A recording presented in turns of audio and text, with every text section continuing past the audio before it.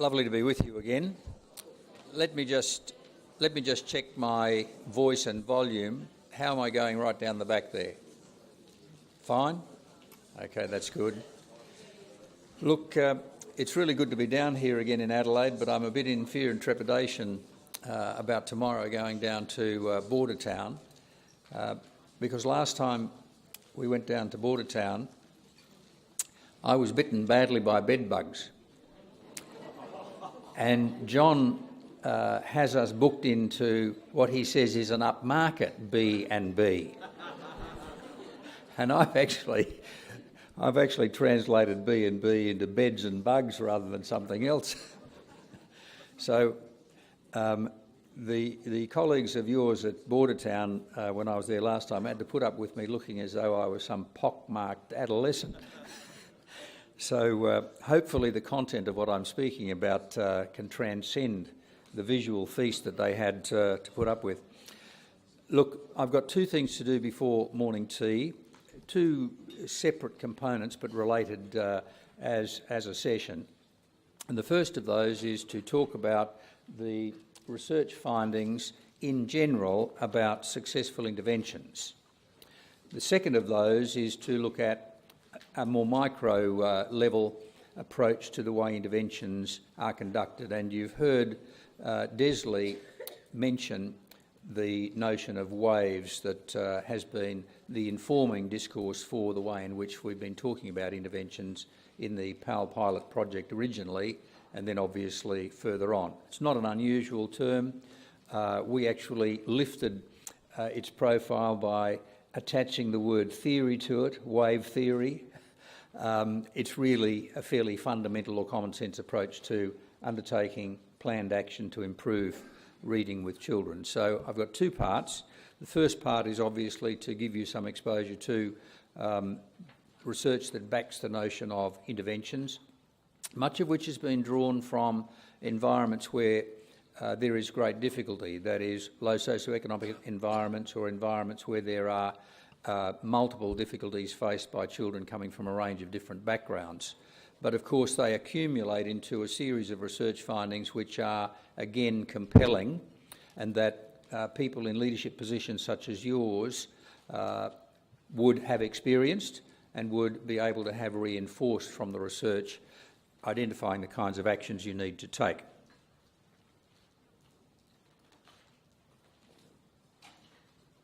I'm going to sort of oscillate between here and there because our man up at the back is taking some footage of this. But let me say that I'm drawing upon a range of different studies here. The first of these is a study by Ross Hommel and others. It comes out of a discipline that is drawn from crime and criminology. But of course it's a much more important initiative that Hommel and his colleagues undertook to identify a range of different elements that constitute effective interventions in communities that are linked to schools. You can see here that useful interventions are always built outwards from a child focus. Now I think you'll find that Desley will reinforce that always, that if there is evidence to be gained on where the difficulties lie, it actually has to be produced at a point which identifies really what is occurring for that child or those children in small groups where individual issues are to come to the fore. You'll see that individualised programs are necessary, and that there is, in Hommel's study, a clear need for family support. So I think that Hommel's work and the work that Freiberg and others have undertaken in association with their Pathways to Success program identifies the fact that it's important for school leaders to engage at the level of the individual at some point in order to be able to take children forward. You'll see here in this slide that community issues have figured prominently in their work. Our work further on from the Pall pilot project shows that even amongst disadvantaged groups, even amongst refugee groups, aspirations are held for children that are largely no different than aspirations from families which are in much more satisfying circumstances. Aspiration seems to be a common leveller amongst people, and that you'll see that it's very important to be responsive to those community issues. If there are barriers in the local context, then it's very important for a school principal and teachers within the team to try to understand what those barriers are for individual children and obviously for collectives of children. If there is a chance to pick up the work of Michael Fullen to achieve some immediacy with success so that there is a positive outcome that can be seen quite quickly, then that is a very important hook to engage both teachers and the wider community in taking part in taking children's learning forward to improvement. You'll notice that in the work of Freiberg and others that there's an important dimension here to have support for families. Now, this is broadly based in terms of children's transitions in the school community, and Hommel's and Freiberg's work does concentrate on behaviour as well as on the important contribution that effective literacy has to self-image and behavioural attitudes of children. And of course they're arguing here that local agencies need to be engaged in supporting families, and where school principals and others can enable that to occur, that's a very important contribution to improving the learning and achievement of children in school. This is a study that was undertaken in the United Kingdom, Schools in Challenging Circumstances. It's the Macbeth-led Cambridge University study. This was a study of the 40, how can I put this nicely? I probably can't. These schools were judged as the 40 worst in the United Kingdom, you know, with their Ofsted process, their Office of School Standards and Assessment process. And these 40 schools were given funding by the DES in order to try to assist them to turn around the underperformance that had been occurring in those schools. The most important finding was that the schools themselves needed to become, you'll see there, strategically self-reviewing. So the school had to review its overall performance and then gather and employ appropriate evidence across a range of measures. Now, we've been using in this particular project the notion of a Leadership for Learning blueprint. That constitutes the range of measures over which evidence needs to be gathered. I will refer to that again later on in this session. You'll find that there is a great drive in those schools in challenging circumstances to work collaboratively, and most importantly, collaboratively within and beyond the school. Those schools were schools in locations where there was serial crime, serial unemployment, serial welfare dependency, a whole range of different issues that you know carry forward into the school context and affect what goes on both within the teachers' minds about what they can do as well as within the children's minds about what they're capable of achieving. So being able to work collaboratively within and beyond the school to try to connect with the clear aspirations that people have, that they want their children to do better than they more likely than not would seem to do in these kinds of environments, is an important task for school leaders. And look at the last point. The finding distilled from this study is that, above all, schools in these kinds of challenging circumstances need to focus their collective work on interventions in learning. Interventions in learning. And this is what we're about here in today's activity. This is work that has come from Johnson and Jarvis Tracy and Chapman and others. And the power of networks, as you can see, is picking up from that very last point that I made from those studies of schools in challenging circumstances. Of course, the networking notion is partly captured in this room because it identifies the fact that no one school's got all the solutions, but in fact if you collaborate with others and connect with others who are doing work of similar kind, then it is likely that there will be solutions emerging from the range of activity with which you've got the capacity to make those connections. So networks beyond the school into the community, but networks professionally with other schools are very important findings from this work of this community-based work, professional community-based work of Johnson and Jarvis Tracy. From Bishop and Sullivan, this is work from New Zealand, and those of you who've heard me speaking before, you know that I admire the work of New Zealand academics. They're very diligent in their work, they're very perceptive, they take the time and trouble to do a lot beyond what could possibly be expected of such a small country, but they really do work very, very effectively with the resources they have. And Bishop and O'Sullivan and Berryman have been working on a very large project in Pacifica Island schools where Maori and other Pacifica peoples have clearly been preeminent in the disparities that have been identified between those peoples and mainstream New Zealanders at large. Not anything different there from what we find with our at-risk or marginalised groups of people in Australian society. But you'll see here that their work concentrates very carefully on the identification of measurable goals about children's progress. So clearly that suggests to you that the idea of targets would figure reasonably prominently if you've got a goal for a child. What are we trying to achieve? What are we trying to achieve for this group? And clearly evidence from which to base one's work to know from where the child has come in order to reach a point that you're trying to have the child achieve is a very important part of their work with these particular children. They argue very strongly for pedagogical reform. You will know that in an intervention process, you cannot achieve an outcome unless the process is changed or unless the process is an appropriate process.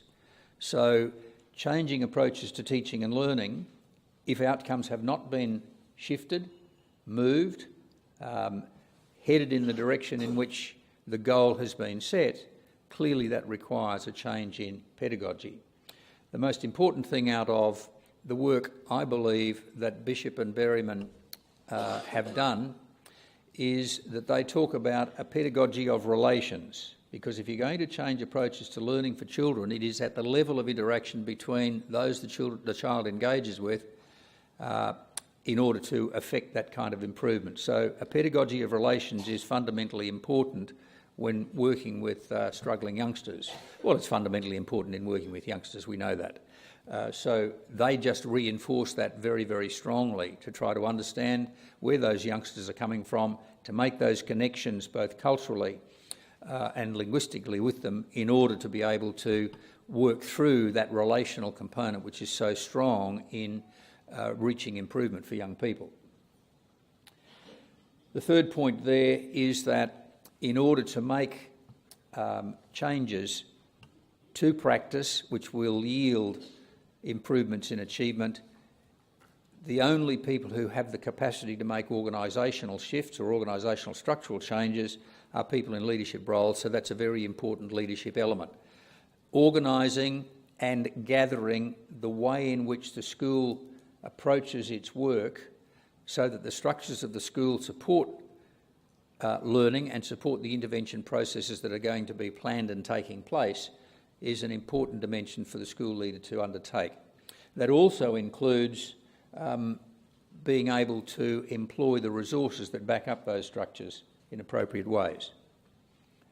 And of course the last point, you've heard this on many occasions I know, and you know this very well from your own experience, is that it's only through the capacity of people inside the organisational setting that changes in practice will assist in reaching the improvements you want. So that concept of human agency and school leaders understanding the significance of harnessing human agency in order to work towards interventions comes through very strongly in the work of these how can I say, these people across the ditch. Of course, we'll be probably against them over the next few weeks over the Rugby World Cup. I was in Christchurch last week, and I'll tell you what, it wouldn't be a good thing to be an All Black. The pressure is so intense. You drive out of Auckland Airport and there's a great sign. You go underneath this great sign that's across the top. And I was there about, as I said, last week, and it says something like 17 days, 5 hours, 23 minutes and 7 seconds to kick off. And you think to yourself, oh dear. You hope they do well.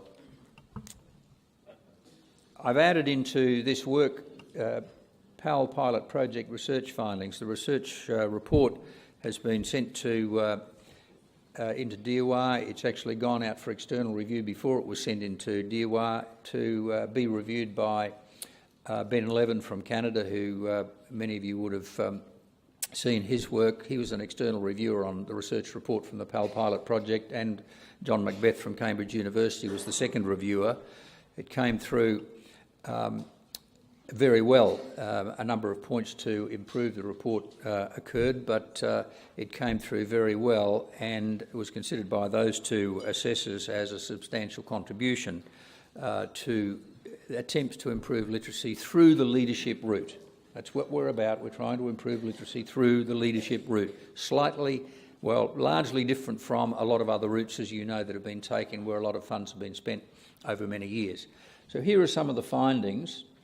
One of the interesting findings is that the interventions that took place, there were very, very many comments provided by school principals about the fact that the interventions gave them an opportunity to reconnect with the school's moral purpose to improve the lives of children through learning, and obviously in this case to improve the lives of children through enhancing their literacy capability. Now, that might not look as though it was part of the primary purpose. The primary purpose is to improve the reading capability of children, isn't it?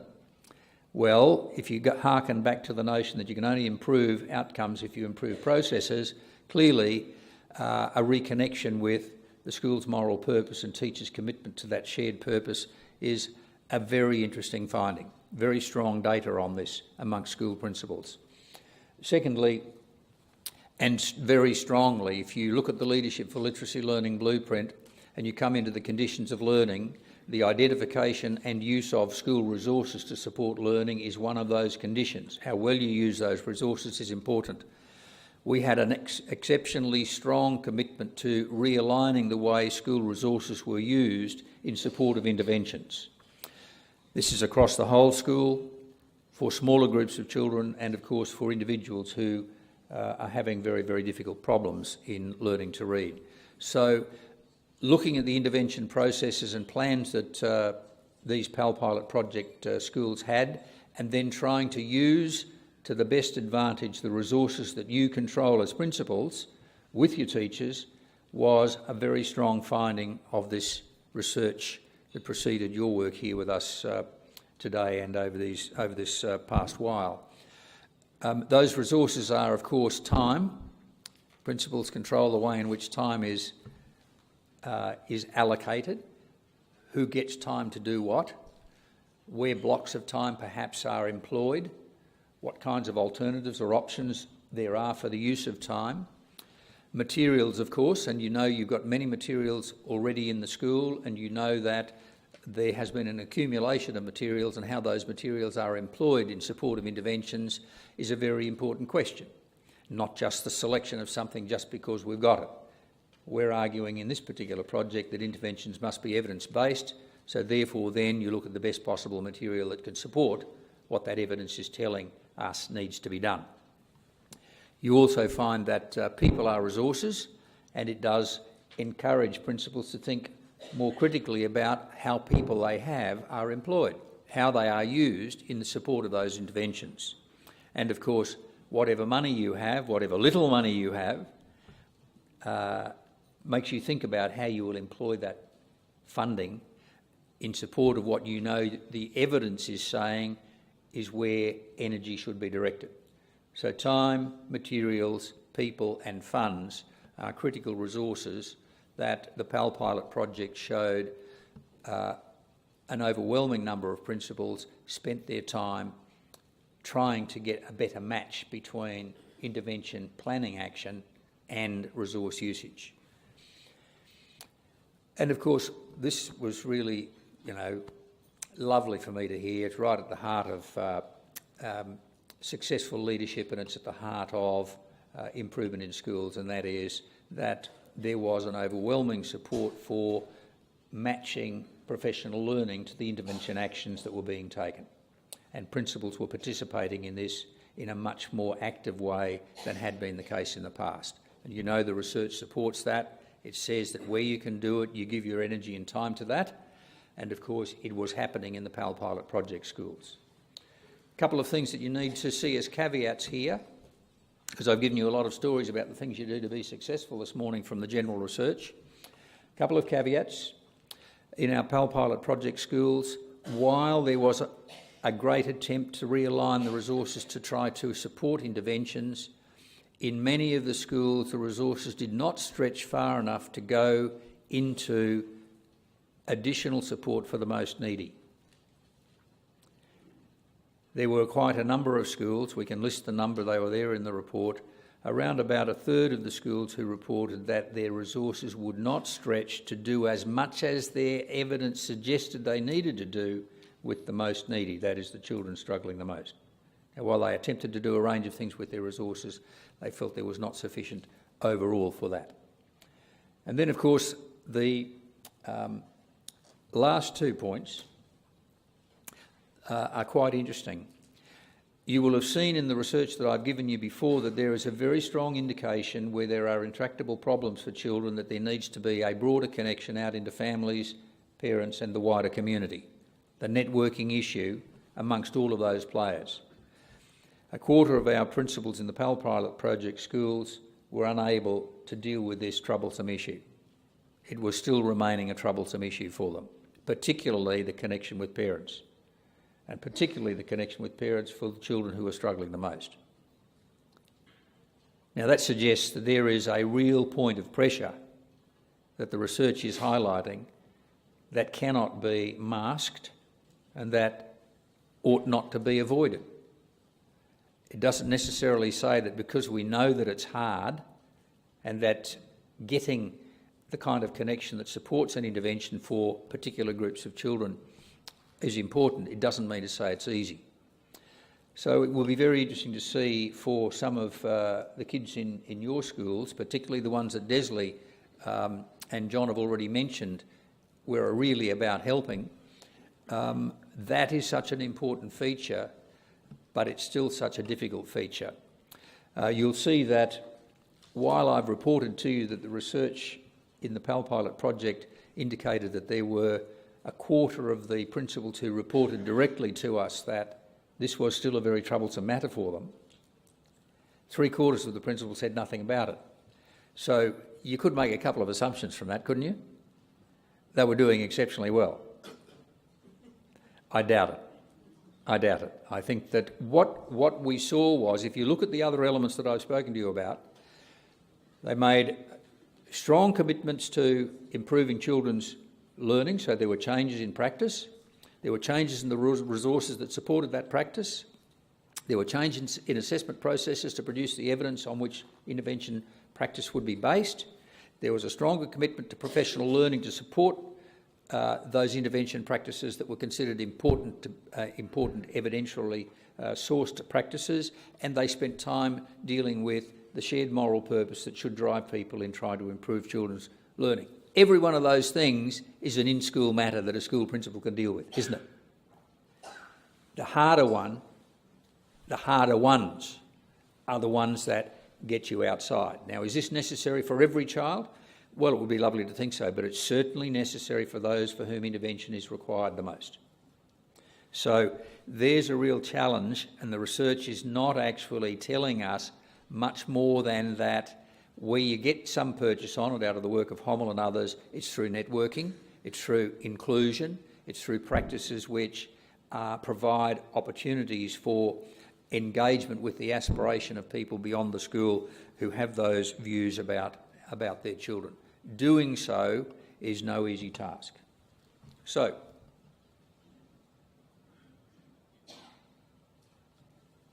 you won't be able to read this, but I thought that this was a very nice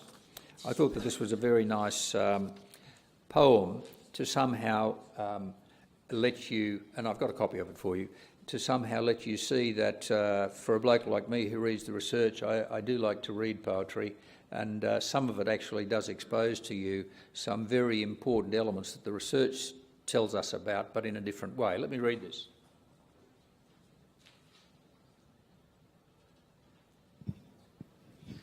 Is this on? Yes, it is. This is a poem that won the Josephine Ulrich Prize for poetry in 2007. A very simple poem. You throw a stone and walk to it. You throw a stone and walk to it. You throw a stone and walk to it. Light dust on a path trodden hard dusts your shoes. You throw a stone and walk to it, head bent. You reach down, bending from the lowest point of your back. You throw a stone and walk to it. You throw a stone and walk to it. Your shoes are black, and in this heat your feet are sweating. You throw a stone and walk to it. One shoelace is less tight than it should be. You throw a stone and walk to it. And as you bend, some of the thought is on the feeling of pulling the laces tight before doing the bow. You throw a stone and walk to it. You imagine the feeling of perfect balance and the comfort of your inner soul after the bow is securely tied. You throw a stone and walk to it. The lace drags and casts a trail in the light dust on the hard path, like a snake's writhe. You throw a stone and walk to it. This is how we move forward. You throw a stone and walk to it.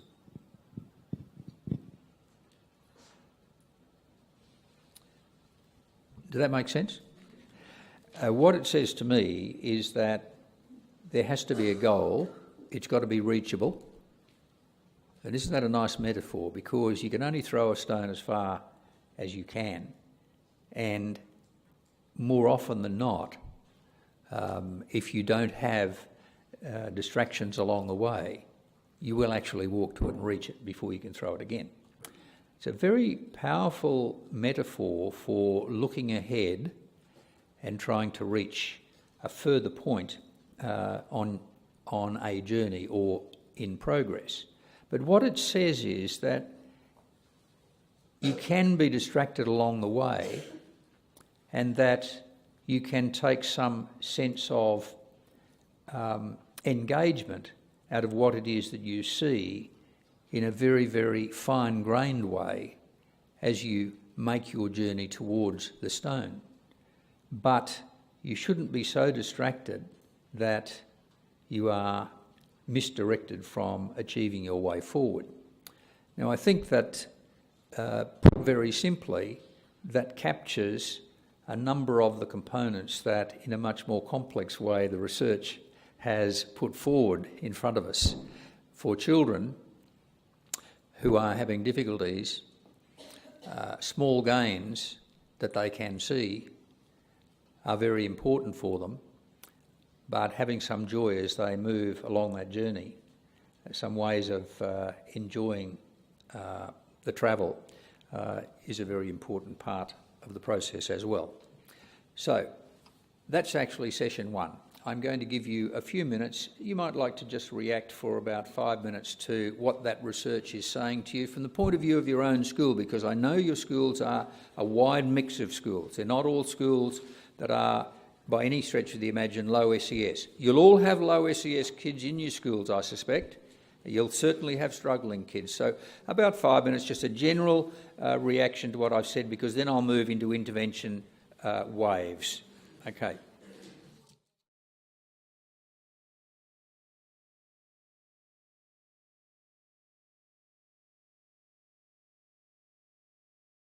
I'll give you my summary then of that general literature, and I've done the summary as what I've called intervention touchstones. So across that intervention literature, the general intervention literature, doesn't just speak about reading, but general intervention literature, I've identified this group of touchstones so that if you were thinking about interventions in your school, you would be saying, well, I need to think very carefully about these touchstones. And I've used the term touchstones because I went into the old alchemist's file and I found that touchstones were stones such as jasper, which were originally used in testing to find alloys of gold. So it's a nice little metaphor, isn't it? These are touchstones. We're looking for alloys of gold, particularly in improving children's reading. So there are the touchstones. Successful interventions, from what the literature tells us, are based on children's real problems with clear evidence indicators. They are based on shared purpose about the problems. So you can see why that notion of re-engagement with the school's moral purpose might come to the fore. They're based on institution-wide commitment. So as school leaders, whole school approaches to improving reading are critical, institution-wide commitment. They're based on connections into families and community networks. And remember, the community networks include professional community networks, because you can learn a lot from your professional colleagues about improvements in the directions in which you're wanting to take reading in your school. They are based on realistic strategies in planned stages. And you can think about Teresa Van Manen's poem, Stone. You throw a stone and walk to it. Realistic strategies in planned stages. I could think of no better metaphor than Stone, the poem. You have to base interventions on resource backing. That again came through very strongly in the Pall pilot project research. Ready monitoring, and I know that Desley will talk about this. There's no point in taking an intervention action unless you have some baseline data on where the child's achievement or the children's achievement lies and where you're actually taking their learning and their achievement through learning. And then the last of these points very strongly comes through from the research on the conditions of learning.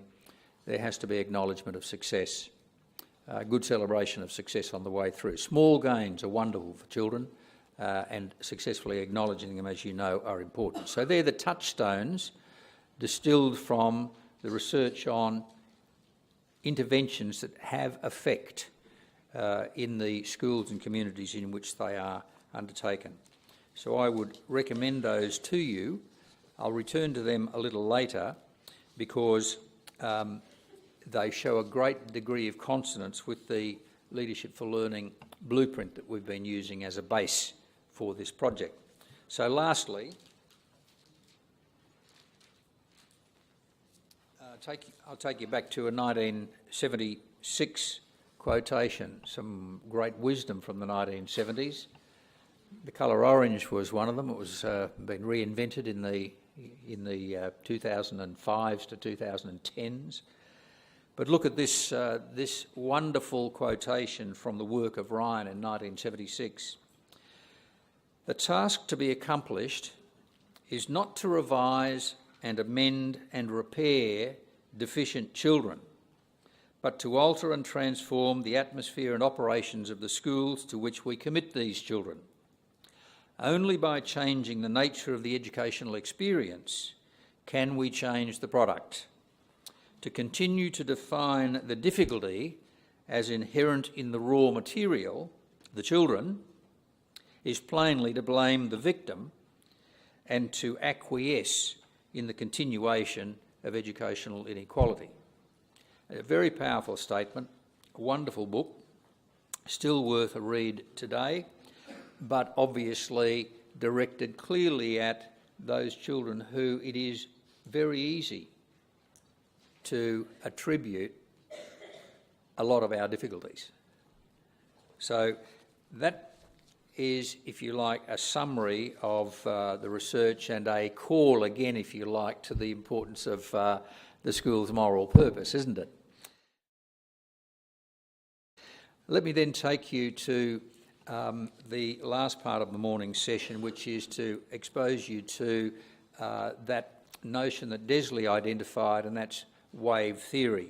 What you could get out at this time is the orange handout, which, well, isn't that lovely? It's the orange handout. I just mentioned the colour orange, didn't I, from the 1970s. Thank you, John, for that sheer fluke. So we've just got about 20 minutes on intervention wave theory, and as I say, we've invested it with some higher status by attaching the word theory to it. You could actually call it wave common sense. Let's just think about this term, but I've given you it in a handout here which shows you that it is a widely used term. I've actually only summarised it from a small number of sources. You can go to many sources and you can find the term is used widely across those sources.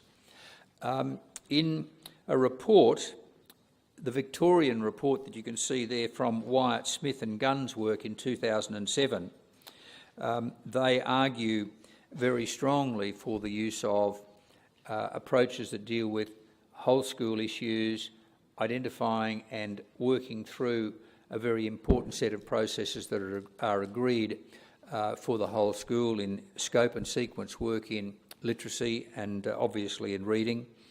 And then they argue that there has to be targeted intervention for the most needy, but obviously work for those who are at risk falling into a middle phase. So that's our own work from Victoria with Wyatt Smith and Gunn's work.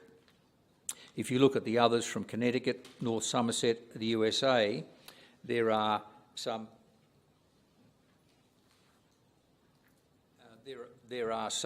variations, but I'll talk about each of those in a minute. But let me come back to a general description of each of the waves, which I've up here on the PowerPoint slide. You can see that wave 1, as it is described in this yellow or this orange handout, whether it be waves, tiers or levels, wave 1 is about deliberate action that we take to ensure that all students have the chance to participate productively in the general classroom curriculum, particularly as it applies to reading.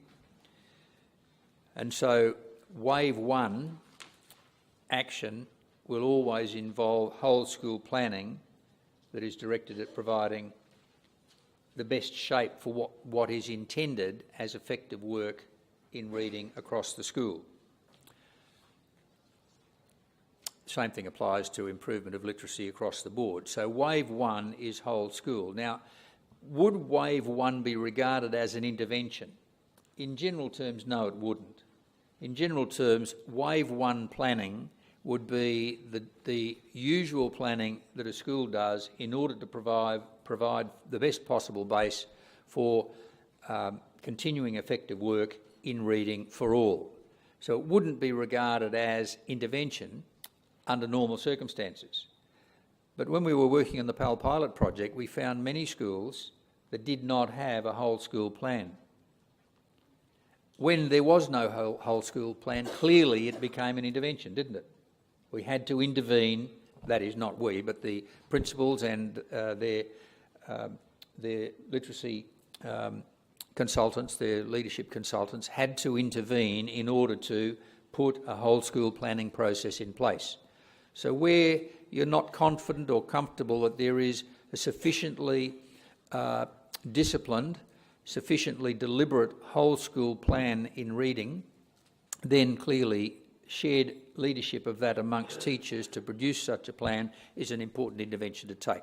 But by this stage, my suspicion would be that wave 1, the concept of wave 1 intervention may well be something that is embraced and has been put into place for most schools. Here's wave 2.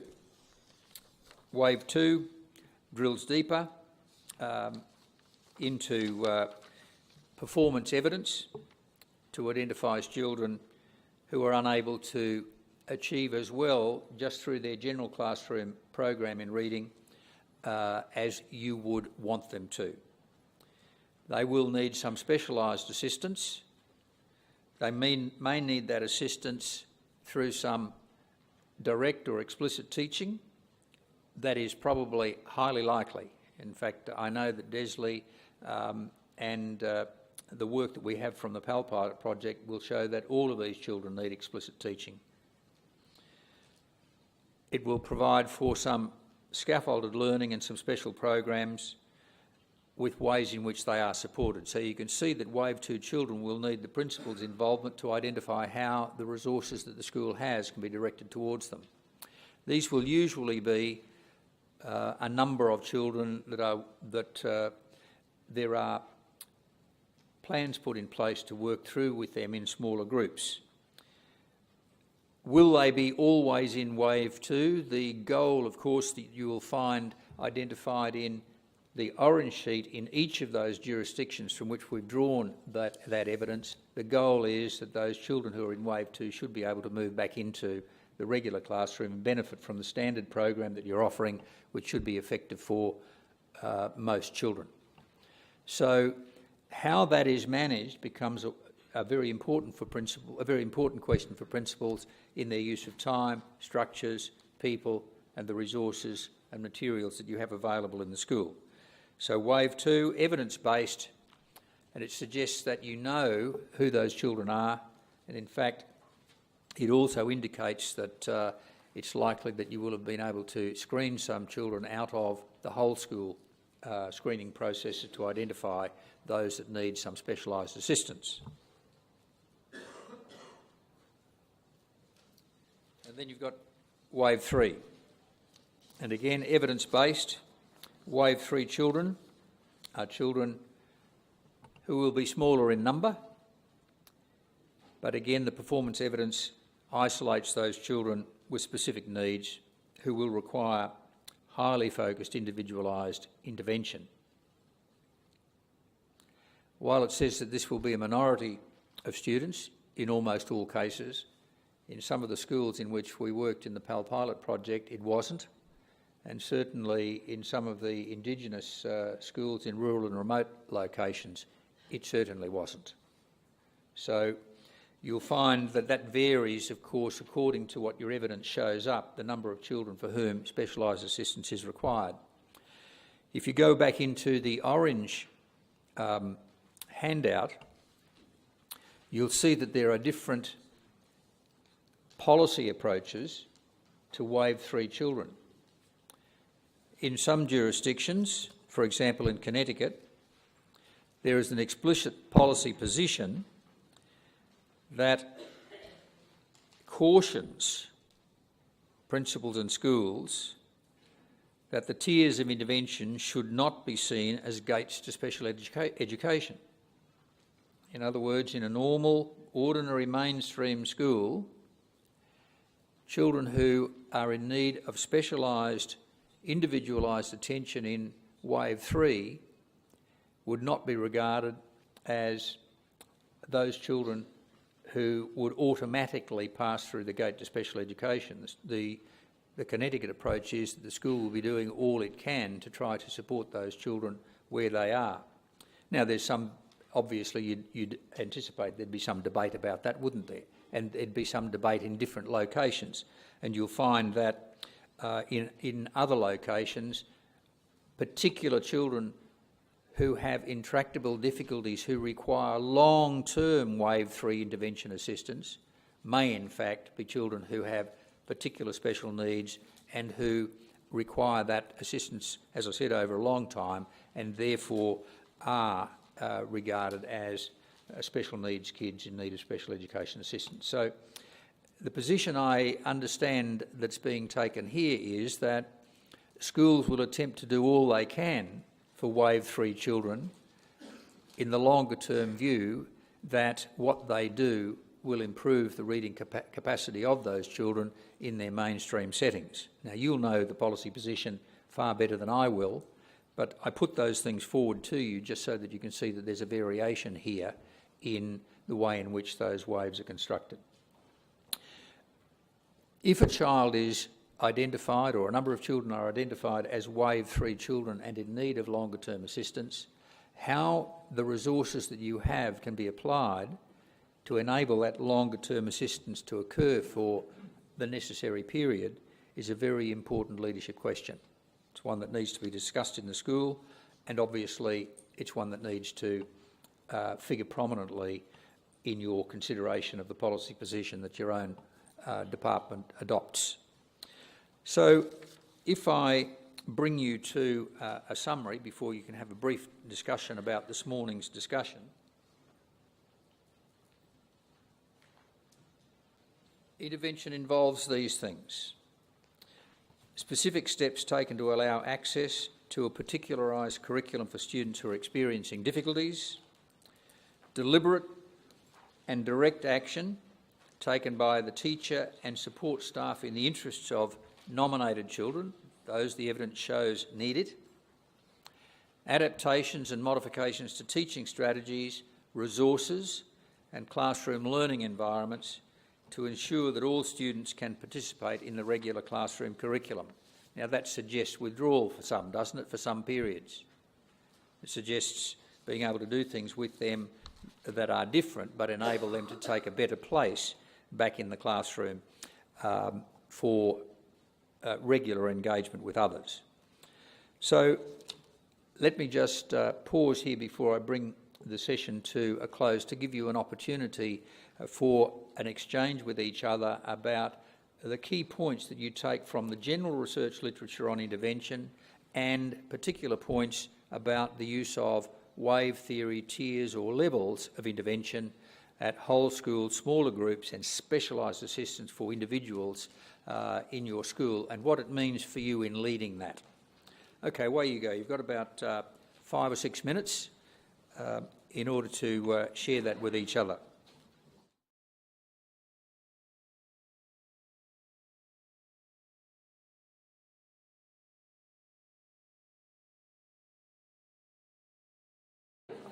My last slide. I thought I'd come back to the facts. You'll see the facts that are mentioned here. General teaching routine does not enable children at risk to catch up. It's a fact. It's a fact that in order to plan an intervention to meet a learner's needs, individual assessment and data analysis is necessary. So we are disputing, on the basis of the research, the notion that you can just pick an intervention off the shelf. Can you use something off the shelf? Of course. But it has to actually match what the evidence about those children tells us. So it's not a blanket, no you can't, because obviously you can, and there are exceptionally good materials there. But it's not just a case of pick and choose. The third fact, intervention is a pedagogical process, not a package of materials off the shelf. I've just reinforced that. Extended support may be necessary for Wave 3 children, and that can be extended in two directions. Extended in time, but extended in terms of the resources and the people you expose those children to. Right? So there's a double layer of extension that's possible there, and it's a fact that extended time will be necessary. And you know as well as I do that one-shot interventions don't work. There is so much data on this that we can't possibly just withdraw a child for a day and have the one-shot intervention, or 2 days, 3 days, and Bob's your uncle and it's done. It's a fact. So I leave you with that summary. I also leave you with something that was said to me just recently by an Indigenous gentleman, and I don't think that you should take this directly, but he said, we don't like anything that ends in ION. Intervention ends in ION, doesn't it? And so he said, I said, well, what are you talking about? He said, well, intervention Consultation, that just means people telling you what they want. Innovation, he says, well, they got a good idea, but we didn't think of it. And intervention, he said, well, I don't need to talk to you about that. We're using the term intervention as a standard term from research practice. If you're going to change something, you intervene. Now, so it's not used in a pejorative sense. Do you see what I mean?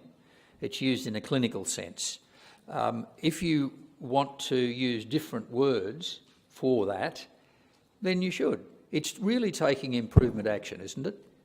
It's taking improvement action. So you may decide that it's better to use some other words, because intervention, when people use it in common sense terms, can look as though it carries some other messages, right?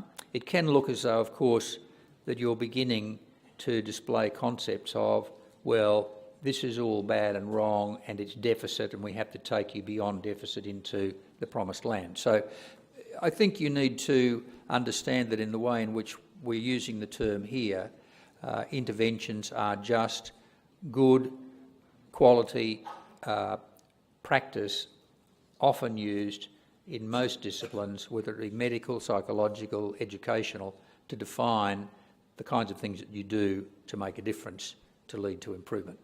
So there are the facts, there are the research outcomes. Thank you for listening to that input session. I'm sure there'll be more engagement now from this point on.